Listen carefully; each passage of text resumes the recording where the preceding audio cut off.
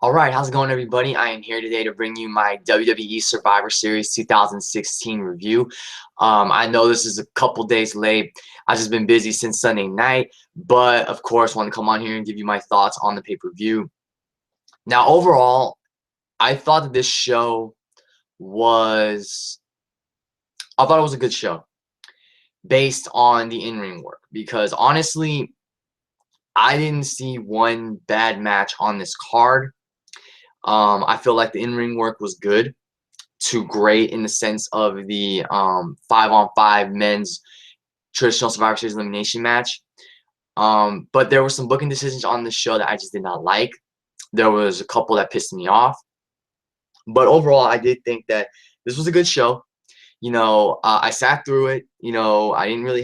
I wasn't really bored or anything. It didn't feel like a chore like when I've watched the past two Raw pay-per-views, Clash of Champions and Hell in a Cell 2016. So in this review, since this is the day, I'm recording this day after Monday Night Raw, I will give you some thoughts on what transpired on Raw the night after Survivor Series. So let's get right down to my review. We kicked the show off with the Team Raw versus Team SmackDown women's 5-on-5 elimination match. You had Charlotte, Sasha Banks, Bayley, Nia Jax, and Alicia Fox on Team Raw going up against Becky Lynch, Alexa Bliss, Carmella, Naomi, and Natalya of Team SmackDown. Before the match began, Nikki Bella's music hit. Nikki Bella, however, did not come out. And backstage, they saw Nikki Bella was on the ground. She was holding her neck in pain. She had been attacked from behind. Natalya and Daniel Bryan were at her side. So I don't want to say out of desperation, but Natalya said, I know I'm the coach, but I'll take one for the team. I got your back, Nikki. So Natalya was thrown into the match, much to the delight of the Toronto crowd, because of course Natalya is from Calgary, Alberta. So this was a very good opener, I felt. It reminded me a lot of the SmackDown Women's Championship six-pack challenge from Backlash, whereas the first, I want to say 7, 8, 9 minutes, there were no eliminations. We had some good action. And then after the first elimination, this is one of my little gripes, people started getting eliminated left and right. So I did take notes. I didn't take notes on everything that happened. I mainly took notes on the eliminations in these elimination matches. So Carmella was the first to get eliminated via scissors kick by Alicia Fox. One thing I do want to say is I do like some of the little interactions that happened before the women got eliminated in this match. It looked, Becky Lynch got a tag early on, and it looked like and Bayley, she wanted to wrestle Bayley, so Bayley got the tag, and it looked like we were gonna get a Becky Lynch versus Bayley match, or they were teasing that Becky and Bayley were gonna go at it in the match. But then Charlotte tagged herself in, and also I like the little tension we saw between Charlotte and Sasha, so I like that that's continuing. Nia Jax, I gotta say, I felt like they used her properly in this match as a monster because she was just knocking down all the women of SmackDown Live. I mean, at one point, both teams were going at it, and then Nia Jax played peacemaker by just, pretty much throwing down every member of Team SmackDown Live. I mean, she was knocking them down. Even if 2 of them tried to take her down, she just knocked them down like they were nothing. So, like I said, Carmella, after about 8, 9, 10 minutes, Carmella was the first to be eliminated via scissors kick by Alicia Fox. But then right after that, Alexa Bliss eliminated Alicia Fox with Twisted Bliss.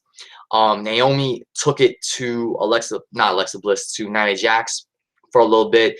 At one point, she hit her with a drop kick through the middle rope. But then Nia grabbed Naomi's arm when Naomi got to the on the ring apron and threw her head first into the ring post, and Naomi was counted out. Therefore, she was eliminated. Sasha Banks then surprisingly got eliminated early when she was going for a backstabber, but Alexa Bliss intervened, and Natalya eliminated Sasha with a schoolboy. But once again, shortly after that, Natalya got eliminated via big boot from Charlotte. Prior to that, Natalya had Charlotte in the sharpshooter. Charlotte managed to make it to the ropes, and just seconds later, she blasted Natty with a big boot to eliminate her. So it comes down to Becky Lynch and Alexa Bliss on Team SmackDown against Charlotte, Bayley, and Nia Jax.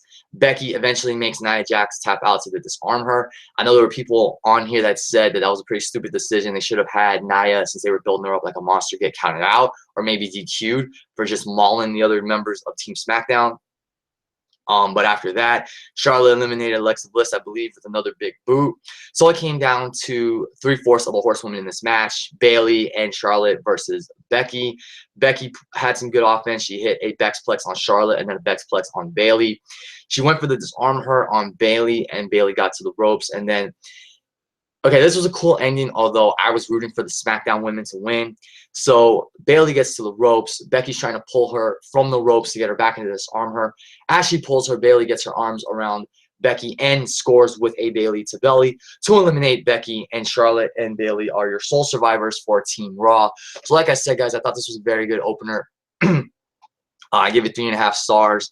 I just wish that some of the women didn't get eliminated as fast as they did. After the match, Charlotte attacked Bayley and threw her into the barricade. So I'm assuming we're going to get a Charlotte versus Bayley program for Roadblock, End of the Road in December. But last night on Raw, we did see Charlotte and Nia Jax team up against Bayley and Sasha.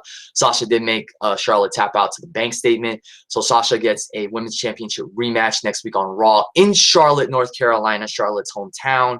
And I'm assuming Nia Jax will get involved because Nia was trying to intimidate and punk out Sasha Banks. So that's a few we'll probably be getting that Roadblock as well. But like I said, guys, as far as this match is concerned, I thought it was a very good excuse me, I thought it was a very good women's match. Very good opener, but an opener for the most part. I give it 3.5 stars. Next, we had the Intercontinental Championship match, The Miz with Maryse defending against Sami Zayn. I thought this was another very good match, and I enjoyed the pacing of it. I enjoyed the storytelling in it. You know, early on, Sami Zayn hit his trademark moonsault from off the barricade, and Maryse tried to get involved. She tried to get in Sammy's face. I think she was trying to speak to him in French, and Sami did the talk to the hand gesture that Maryse does. And then Miz came from behind and clipped him in the left leg with a chop block and throughout the match.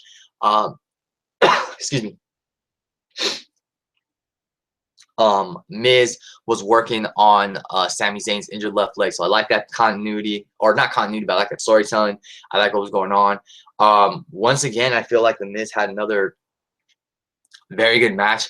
I feel like he's really had a standout year, so to speak. This may be his best year in the WWE, you know, Intercontinental Champion or not. He just had, you know, some really good to great matches over the past few months and weeks. So towards the end of the match, Zayn hit his trademark flipping senton over the top rope to the outside. Miz then started to mock Daniel Bryan as he has done in the past. He hit the triple running dropkick in the corner. Zayn managed to bounce back with a Blue Thunder Bomb. He then countered the skull-crushing finale into a roll-up and then hit an exploder suplex into the corner. He went for the Helluva Kick, but because of the pain on his left leg, he could not fully, you know, run at the momentum that he wanted. And Zayn found himself trapped in the figure 4 leg lock. Sami managed to get out of it, but then Miz started to hit him with a series of yes kicks. He went for a final kick, missed it, and then Zayn got him in a figure 4. And then the bell rung all of a sudden, and it is revealed that Maryse rang the bell, and Sami Zayn thought that the Miz had submitted, but no, the referee called it off. And then Miz managed to catch Zayn off guard with a schoolboy and get the 1-2-3 to retain the Intercontinental Championship. So I called it pretty much a Toronto screw job. But still, very good match. I was rooting for Sami Zayn in this match because I wanted him to win the Intercontinental Championship, but shock everyone on Raw by saying he signed with SmackDown. It looks like, though, he's going to be feuding with Braun Strowman because last night on Raw, as a ramification for him not winning the Intercontinental Championship, Mick Foley put him in the match with Braun Strowman, and Braun Strowman pretty much mauled the hell out of him and destroyed him. And eventually, Mick Foley, you know, called the match off. Strowman was awarded the win, was awarded the victory by knockout. It looks like we're going to get Sami Zayn versus Braun Strowman, or maybe what's going to happen is Sami Zayn's going to keep he's going to keep being on the losing end of matches on Raw, or he's going to keep being mistreated to the point where he wants out and then he goes to SmackDown Live. I don't know. We'll see, but I do feel like Sami should be on SmackDown Live because I could see him with the Intercontinental Championship, and I could see him being a great workhorse champion like Miz. was during his most recent reign, his 5th reign, which is the reign that I know a lot of us feel should have still continued after No Mercy. And speaking of, Miz, he's probably going to have like a ladder match or a tables match with Dolph Ziggler at TLC. So we'll see where things play out from there. Next match we had was the Team Raw versus Team SmackDown Tag Team Elimination match. The New Day, Enzo, Amore, and Big Cass, Luke Gallows and Karl Anderson, Cesaro and Sheamus, and the Shining Stars on Team Raw going up against Beauty and the Man Beast, American Alpha, the Usos, the Hype Bros, and Breezango on Team SmackDown. Now, I for a while was saying this match was going to be a clusterfuck because of all the talent in the match, all the bodies in the match. But this ended up being a very good and very fun match, Like Tommy, CB, and I predicted, Breezango was the first team to get eliminated. We predicted that the Shining Stars and Breezango were going to get eliminated like right off the bat. And Breezango was the first to get eliminated via the midnight hour from the New Day when Fandango was just going around passing out, fashion tickets to all the members of his team and all the members of Team Raw, including Xavier Woods.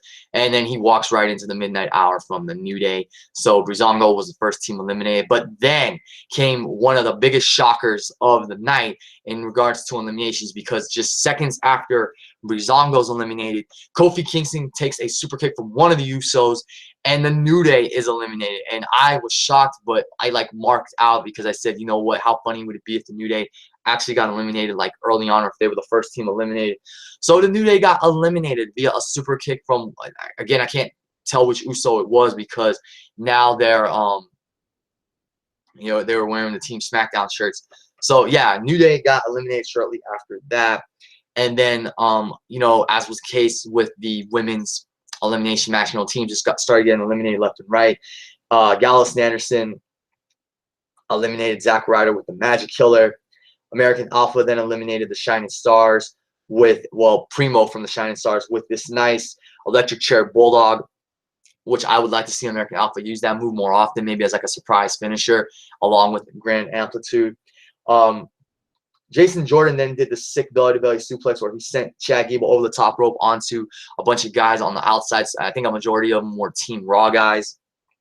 I also know Heath Slater did a stage dive off the top rope onto some of the, I think some members of Team SmackDown and a lot of guys on Team Raw. But shortly after that belly-to-belly, Jason Jordan got eliminated via the Magic Killer. And then shortly after that, because Gallows and Anderson were looking good in this match, shortly after that, Gallows got eliminated via the gore from Rhino. And then Enzo and Cass eliminated Rhino with the Bada Boom Shakalaka, which is the top rope splash. And then the Usos eliminated Enzo with a super kick and splash combo. So it came down to Cesaro and Sheamus versus the Usos. And this was arguably the best part of the match because the exchange between these two teams was just awesome. You had some very close near falls. There was a point in the match where the Usos went for a double super kick on Sheamus. Sheamus I think Cesaro pushed Sheamus out of the way, or Sheamus threw Cesaro in the way, and Cesaro took the kick. Sheamus hit one Uso with the bro kick, threw the other one out of the ring. I honestly thought the match was over there, but then that Uso that got thrown out came back in and broke up the pin. Then there was a point where one of the Usos makes a blind tag, and Sheamus hits a white noise off the top rope onto another Uso, and then the Uso that made the blind tag hits the splash. So I thought right there the Usos were going to win it. It was just a great back and forth exchanges throughout this match. And then in the end, Cesaro trapped Jey Uso in the sharpshooter, and it looked like Jimmy Uso was going to break up the hole, but then Sheamus came in and blasted Jimmy Uso with a bro kick, and Cesaro forced Jey Uso to tap out to the sharpshooter. So at this point, Team Raw was up 2-0 in the elimination matches, 2-1 if you count the Intercontinental Championship match. And at this point, I was pissed because while I did predict Team Raw was going to win this match just because of their tag teams, I was a little pissed off that Raw was already up 2-0 in the elimination matches. I'm thinking, oh my God, if Raw pitches a clean sweep, I'm going to be so pissed off. I just, I felt like SmackDown was getting the short end of the stick with the with these booking decisions. and it didn't go well for them in the next match, which was a Cruiserweight Championship match, the Brian Kendrick defending against Kalisto. Now, this was a good match, but again, it started off very fast. I mean, Kalisto came right out the gate, hit a Hurricane Rana on Kendrick, and they were trading some holds. They were going at it like chain wrestling for a little bit, so it started off very fast, at a very fast pace. But from there, it was, your typical watered-down Cruiserweight match on Raw, and I honestly felt like this was going to be a really good to great match because it's the Brian Kendrick and it's Kalisto. But again, I don't know, because this was interpromotional. It was Raw versus SmackDown, so I don't know if anyone on Raw had the saying what they could do and what they couldn't do. So this was still a good match. In the towards the end, you had Kalisto hit a Spanish fly off the ring apron onto the floor, which was really sick. It's like a flipping rock bottom. And then Kendrick managed to do a nice captain's hook from the top rope. And he almost made Kalisto pass out. See that move? Kalisto then hit a nice looking fireman's carry cartwheel driver, and then hit Salida del Sol. But he was close to the ropes, and I immediately predicted Brian Kendrick was going to get his foot on the ropes. So towards the end of the match, Kalisto goes to the top rope, and out of nowhere comes Baron Corbin, who assaults Brian Kendrick and gets Kalisto disqualified. Then he goes after Kalisto, and he pretty much lays both guys out. So Brian Kendrick won via disqualification. That pissed me off simply because I wanted Brian Kendrick to lose. I wanted Kalisto to win the not Intercontinental Championship, the Cruiserweight Championship, and bring it to SmackDown, since next Tuesday, 205 Live premieres on the WWE Network. So it would have made sense to have the Cruiserweights on SmackDown, where, they would have been utilized better. They wouldn't be watered down. So, again, guys, it was another case of just a bad booking decision with, I understand this keeps the Baron Corbin-Kalisto feud going because this was supposed to happen at SummerSlam, and then Kalisto got injured. So I do appreciate that they're continuing feuds like this, but why didn't Baron Corbin just come in after the match? Like, why couldn't Kalisto just win the match and then Baron Corbin comes in and just annihilates him? They could have done that, and then Kalisto didn't have to defend the Cruiserweight title against Corbin at TLC. You could have done Kalisto versus Baron Corbin, in a traditional big man little man match, and you could have had whoever go over, and then Kalisto could still be Cruiserweight champion. Still a good match, but that was the one booking decision that really pissed me off. And that's at the point I'm thinking, Raw is fucking dominating this show. This is like, there's no point now in even caring about, like, I still cared about it, but like at this point with Raw just dominating the elimination matches and pretty much every other match on the card other than the Intercontinental Championship match, if SmackDown won the men's elimination match, I said that it wasn't really going to matter unless someone from Team Raw defected to Team SmackDown or something huge happened. So let's get to that match. Team Raw versus Team SmackDown elimination match. Jericho, Roman Reigns, Seth Rollins, and Braun Strowman on Team Raw versus AJ Styles, Dean Ambrose, Shane McMahon, Bray Wyatt, and Randy Orton on Team SmackDown. This was a awesome match, guys. This was a fantastic match that went pretty much an hour. It was 53 minutes. But honestly, guys, this match flowed so well that it didn't even feel like an hour had gone by. Early on, you had some nice interactions between Dean Ambrose and Seth Rollins. At first, Seth Rollins got the tag. And AJ Styles was in the ring, and I'm thinking, oh my God, we're gonna get AJ Styles versus Seth Rollins in the WWE ring. But then he tagged in Dean Ambrose, and I was like, you know what, that's fine. Save Seth and AJ for like a WrestleMania match or SummerSlam. So that was nice to see Dean and Seth go at it, rekindling their old feud from 2014, 2015, and earlier this summer. Nice, Shane McMahon, he looked good in this match, and it's funny because when you think of the last time Shane McMahon was in a Survivor Series elimination match in 2001, he kept running in and interfering and breaking up every pinfall attempt by Team WWF. This time, he actually got involved in the match. He got physical with guys like Kevin Owens and Chris Jericho and Roman Reigns and Seth Rollins. So Shane looked great. So after, I want to say, a good 10, 11, maybe 12 minutes, the first Elimination came when, you know, AJ Styles kicked Dean Ambrose in the back of the head or laid him out with a forearm and allowed Braun Strowman to hit a running power slam to pin Ambrose. This again plays off of the Ambrose-AJ feud. They were going at it at times in the match, and Shane McMahon had to keep separating them and play peacemaker. So I like that it keeps the AJ Ambrose feud going, with TLC being, you know, just 2 weeks away. So AJ was the first to be eliminated in the match. A little while after that, Braun Strowman, by the way, looked like a legit monster in this match. You know, he was just throwing the guys around. At one point, he caught AJ Styles in midair and just threw him wickedly over the top rope. And I think AJ's back hit the apron, a la Shawn Michaels in the 1998 Royal Rumble casket match. So hopefully AJ's not injured, because that was a wicked throw. That was not a pretty landing, the way he got thrown over the top rope by Strowman. Eventually, Strowman starts tearing apart the German announce table. Orton comes out of nowhere with RKO onto the table.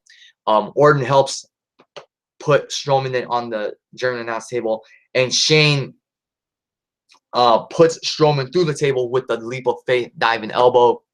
Strowman manages to get back. He almost beats the count, but then somebody from underneath the ring is holding on to his foot, which prevents him from getting back in the ring. And it's none other than James Ellsworth, the team mascot, actually doing something right, you know. And I love James Ellsworth, don't get me wrong, but James Ellsworth actually making a difference in this match, holding Braun Strowman's leg so Braun Strowman could not get involved in the match, and ultimately, you know, causing Strowman's elimination. But then Strowman was just pissed, and he ultimately took his frustrations out on James Ellsworth, and he ended up throwing Ellsworth through a table off the stage through a table. I tweeted this to Daniel, guys. It looks like, you know, Braun Strowman James Ellsworth got his revenge for Raw Pittsburgh, when Strowman just, you know, slaughtered him, annihilated him when we first saw Ellsworth on Raw. And now it looks like, you know, Ellsworth got his revenge of sorts by costing Strowman that match. So now I think the only real way for this to come full circle is in the Royal Rumble match. Have Braun Strowman and James Ellsworth in the match, and have Strowman get eliminated by Ellsworth. Have him, like, underestimate Ellsworth again, and then ultimately have Ellsworth eliminated, and Strowman gets his comeuppance, so to speak. But getting back to the match, AJ Styles and AJ Styles and Chris Jericho mixed it up for a little while. AJ went for the Styles Clash, but then Kevin Owens got involved and ended up getting himself eliminated by hitting AJ with the list of Jericho. So obviously Owens got disqualified. Jericho, however, was distraught over his list just, you know, coming apart like that, because he's collecting all the papers as, you know, Owens is, you know, walking back to the locker room after getting eliminated. And then out of nowhere, Jericho gets hit with an RKO, and Jericho is eliminated in the match. Now, last night they teased dissension between Jericho and Owens on the highlight reel, you know, who was responsible for Team Raw's loss, and they were just going at it, but then they ultimately came to agreements that it was Roman Reigns and Seth Rollins who failed Team Raw ultimately. But that was a great way to set up the potential, you know, Jericho match at, I think, Royal Rumble at this point for the championship. So that was great. And then, you know, after a while, Shane McMahon started mixing it up with Seth Rollins and Roman Reigns. Shane went for the coast to coast, and I called this spot right away that Roman Reigns was going to jump up and spear Shane and eliminate him.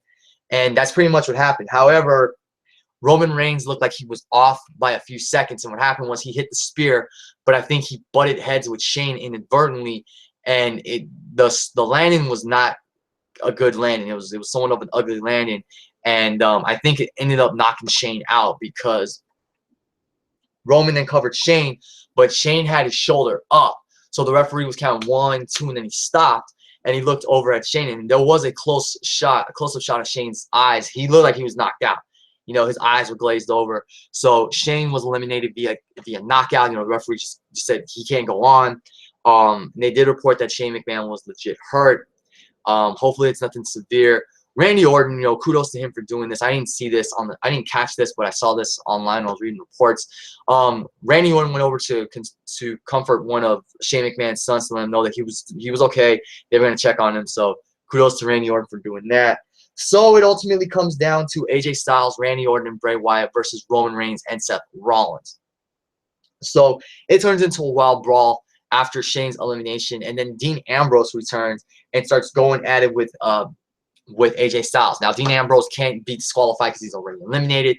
They go at it for a while, and then security tries to, you know, get Ambrose to try to take him back to the try to get him to leave the ring. Roman Reigns and Seth Rollins in the meantime are working on AJ Styles, and then one of the sickest moments in the match, you have Ambrose, Rollins, and Reigns unite. You know, Rollins and Reigns fight off the security. They all have, you know, beef with AJ Styles, so they decide to finish what they started. And a la the Shield, you know, we have a Shield reunion. Shield triple power bombs AJ Styles through the Spanish announce table. Rollins throws AJ back into the ring and covers him for the 1-2-3, so AJ Styles is eliminated. So it comes down to New Wyatt family versus Rollins and Reigns. So 2/3 of the Shield versus New Wyatt family. Rollins went for a frog splash on Bray Wyatt, but Orton hit him with an RKO out of nowhere, 6-stick RKO to eliminate Seth Rollins. And Roman Reigns is the last guy for Team Raw. And at this point, I'm thinking, God, if Roman is the sole survivor, I am going to be so pissed. Like, I'm going to be done with this guy. And I was concerned because it looked like he was going to be the sole survivor for Monday Night Raw. Luke Harper came out, and it pretty much became a 3-on-1 fight for Roman Reigns. And then came the ending, which I honestly did not see coming, but I thought was freaking sick. Roman Reigns goes for a spear on Bray Wyatt, who's the legal man. But then Randy Orton pushes Bray Wyatt out of the way, and he takes the bullet for his fellow Wyatt family brother. He takes the spear from Roman Reigns, and Bray Wyatt hits a wicked fast Sister Abigail to score the 1-2-3. Your sole survivors for Team SmackDown are Bray Wyatt and Randy Orton. Yes, Bray Wyatt finally won a big one on pay-per-view. That is how you ultimately rebuild Bray Wyatt, like Daniel Guys has said. Bray Wyatt won the big one for Team Blue, and I'm really liking this whole, you know, partnership, relationship, whatever you want to call it, between Bray Wyatt and Randy Orton. I honestly thought that by TLC, Randy Orton would have turned his back on Bray Wyatt, but I honestly do see potential in this partnership that I think could ultimately make the New Wyatt family the most dominant faction on SmackDown Live. I figured if you give the New Wyatt family the titles, the SmackDown tag titles, you know, they can imply the Freebird rule, and any two of them can defend the championship. And then Bray Wyatt ultimately goes on to win the Royal Rumble in San Antonio, and then ultimately goes on to win the WWE World Championship, while Harper and Orton still have the SmackDown tag titles, or one of them wins the Intercontinental Championship. Then the Wyatt family would be the most dominant faction on SmackDown, and that would be the best way to rebuild and reestablish Bray Wyatt as one of your top stars. So I really hope this feud, you know, this New Wyatt family keeps going, because I do see potential in it. And then eventually down the road, maybe towards SummerSlam or Money in the Bank, Randy Orton can turn his back on Bray Wyatt. And instead of, you know, Orton going face and Wyatt staying heel, you can turn Wyatt face and have Orton and Harper be a very dangerous, you know, combination. And then, I don't know, maybe bring Braun Strowman back to SmackDown. You can have that kind of feud. But for the meantime, I hope this New Wyatt family continues. Like I said, there is big potential with them, especially in rebuilding Bray Wyatt with this whole thing with him and Randy Orton. They can become a very dangerous combination. So I'm very happy that Team SmackDown won. I was really happy Bray Wyatt and Randy Orton won. They were the sole survivors for their team. 4.25 stars. Very looking forward to seeing what happens from here. I think, like I said, the next best route is to give them the SmackDown Tag Team Championships, have them play mind games with Beauty and the Man Beast, and then set Bray Wyatt up for a potential Royal Rumble win and a potential WrestleMania Championship win. So finally, guys, we get to the main event, the mega match. Build Fantasy Warfare just got real. Goldberg versus Brock Lesnar. 14 years in the making, and you know, I mean, it's been 2 days since this match happened. And if you saw the match, you know what happened. I mean, the numbers don't lie. A minute 25. You know, Goldberg speared Brock Lesnar. He speared Brock Lesnar again. He jackhammered him. 1, 2, 3. The entire arena at the Air Toronto Center was left shocked, speechless. I was left with my jaw dropped. I just couldn't believe what I saw. And, like, I still can't believe that Goldberg squashed, conquered, destroyed Brock Lesnar in a minute 25. And, you know, no one saw it coming. And that's what I like about, you know, that's one thing that I will give WWE kudos for, that no one saw this. You know, for those who picked Goldberg to win, they thought maybe this match was going to be 10, 15, 20 minutes. And then Goldberg would win maybe with 2 spears and a jackhammer or low blow or something.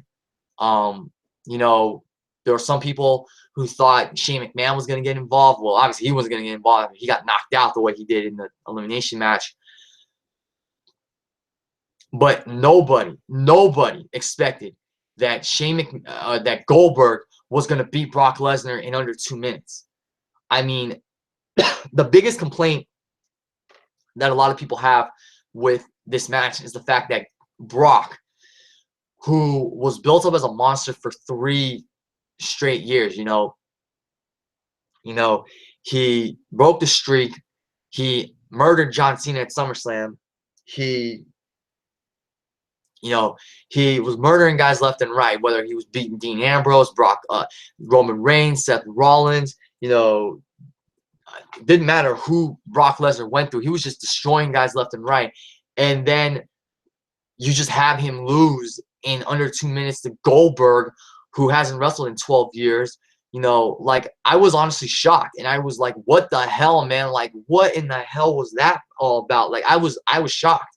I couldn't believe it. You know, my jaw dropped the same way it dropped when the streak broke, you know, at WrestleMania 30. So it's crazy. Now, I looked online for any reports on why this happened. There was speculation that maybe it happened because Goldberg was injured. He hurt himself, you know, during the altercation with Brock on Raw. And Dave Meltzer reported that wasn't the reason. You know, I think if I read it correctly, Brock said Brock was interested in doing another match with Goldberg because that's like a big money feud, big money match, and Vince was all for it. So Brock went with getting squashed in a minute. So, you know, would I have preferred they go 5 minutes and Brock get destroyed? Maybe, because I still don't know how to really, like, put this onto perspective, because it's like I said, Brock was you know, following SummerSlam 2012, Brock was a freaking monster. You know, destroying, you know, annihilating Triple H inside the cage, manhandling CM Punk at SummerSlam, killing the Big Show with 1,000 chair shots, you know, breaking the streak, murdering John Cena at SummerSlam, you know, taking Seth Rollins to Suplex City, you know, manhandling Roman Reigns, you know, beating up Undertaker inside Hell in a Cell, you know, manhandling Dean Ambrose to WrestleMania. So, you know, and every other victim that came in his way. So I totally understand where fans are really, like, baffled and just pissed off that, like, of all the people who could have beaten Brock Lesnar, you know, guys like a Nakamura or an AJ Styles or a Samoa Joe, or Finn Balor, you ultimately give it to Goldberg, who hasn't wrestled in 12 years. And granted, he was one of the biggest names in professional wrestling during his time. So me, it's like, I don't want Goldberg Lesnar 3, but it looks like it's going to happen. And, you know, Goldberg announced his entry into the Royal Rumble match. So I heard Brock is supposed to work the Royal Rumble match as well. So if now I could see WWE capitalizing on this now. And how they do that, and how I think you do this, is you don't have Brock Lesnar or Paul Heyman show up at all for the next few weeks leading into Royal Rumble. If you really want to build interest in Goldberg Lesnar 3, which I personally don't want to see, because why, when Brock has lost twice? Like, yes, storyline wise, the minute 25 loss could be his ultimate incentive to just destroy Goldberg and really just, you know, annihilate him, conquer him, and just, you know, incapacitate him for good. So if WWE wants to really do something big with this and capitalize, then what I think they should do is not have Brock Lesnar appear at all on WWE TV until the Royal Rumble. No mention of him being in the Rumble match. You know, nothing from Paul Heyman tweeting that they may be at the Rumble or anything. Have Goldberg in the match. Have him, you know, run through a few guys. Have Brock Lesnar come out as a surprise entrant. Have him just go at it. Have him just fucking go to war. Have Brock maybe just kick the shit out of Goldberg to get back at him for the 2 losses. And then if you really want to do Goldberg Lesnar 3, do it at maybe the pay-per-view before Royal WrestleMania. Do not do it at WrestleMania. I just really don't want to see that. I'd rather see Brock Lesnar versus Samoa Joe or Brock Lesnar versus Shinsuke Nakamura. You know, I was talking about maybe the possibility of Paul Heyman, you know, he just abandons Brock Lesnar for losing in under 2 minutes, and then he brings in Samoa Joe as like his new monster, and you have Joe versus Brock at Mania. We'll see. I mean, I like Goldberg. He had that moment, you know, in front of his son, in front of his wife. He dominated, you know, he destroyed Brock in 2 minutes. My reaction to that match, I wish I would have recorded that, and my reaction to AJ Styles' debut at the Royal Rumble are the 2 moments from this year that I really wish I would have recorded, just so you guys could see how I reacted. I mean, literally, my jaw dropped when Brock was pinned, and I'm there with my jaw dropped for a few minutes, thinking like, what the hell just happened? And I'm screaming like, what the hell, man? Like, why? Like, what was, like, he squashed him. I just couldn't, you know, believe what I saw. But I mean, it is what it is. It's not a popular decision, but you know, we'll see. I mean, Goldberg's gonna be in the Royal Rumble match. Brock will probably be in the Royal Rumble match. I feel like WWE has a chance to do something with this if they capitalize. But Brock Lesnar cannot show up on WWE TV for the rest of the year, and he can't show up until the Royal Rumble, honestly. Or that'll kill any like suspense or anything in Brock being a surprise entrant, because you never know what Brock Lesnar could be thinking. I mean, think about it. He could walk out, dash to the ring, and just go right after Goldberg when Goldberg's in the ring. So we'll see, but I personally don't want Goldberg Lesnar 3. I feel like, you know, Goldberg did his thing. Let him move on. Maybe put him in the ring with Roman at WrestleMania 33 or Kevin Owens, whoever. Well, Owens will probably face Balor. But yeah, I really don't know what else to say about, you know, Goldberg squashing Brock. I mean, no one's going to talk about the WrestleMania match anymore because they're all going to be talking about the Survivor Series match for the pure shock value that Brock got destroyed in 2 minutes. And, you know, yeah, I really don't have much else to say, guys. I mean, yeah, we're going to look back at it and be like, wow, WWE swerved us. We didn't see that coming. And that's true. And, yeah, I mean, Goldberg, he speared him again. He jackhammered him, and that was it. It was like an old school Goldberg squash match. So I guess that was one good thing that we got out of it. That it was like the Goldberg of old. But yeah, that's probably gonna still leave a bad taste in a lot of people's mouths, especially the Brock Lesnar fans. And I'm surprised that Brock got booed in this match, especially considering that he was representing Canada at the UFC. So we'll see where things play out from there. So overall, guys, I'm going to give Survivor Series 2016 a 7 out of 10. Like I said, this was a good show, mainly based on the in-ring work. There are booking decisions that I just was not a fan of. Especially with, you know, SmackDown getting the shorter end of the stick, even though they won the big, you know, 5-on-5 elimination match thanks to Bray Wyatt and Randy Orton. But yeah, I feel like this show was a much better show than last year's Survivor Series in terms of in-ring work. But I'm not saying this is a great Survivor Series. This is not one of the best.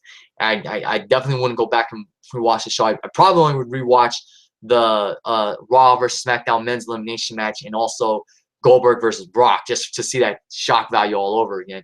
But that'll do it for my review, guys. As always, thanks for watching and listening. Leave your comments down below. Tell me what you thought of the show. Tell me what you thought of Brock getting destroyed in 2 minutes. You know, he was beaten, brutalized, victimized, and conquered ultimately, as Paul Heyman would say, in under 2 minutes. So, you know, Goldberg 125. Last year we had Sheamus 515. This year we have Goldberg 125. So leave your comments down below. Don't forget to like this video. Make sure to subscribe to my channel. Go back and check out some other videos. And this is Rob One Kenobi signing off. Everybody have a good day, and everybody have a very happy Thanksgiving with your loved ones. Take care.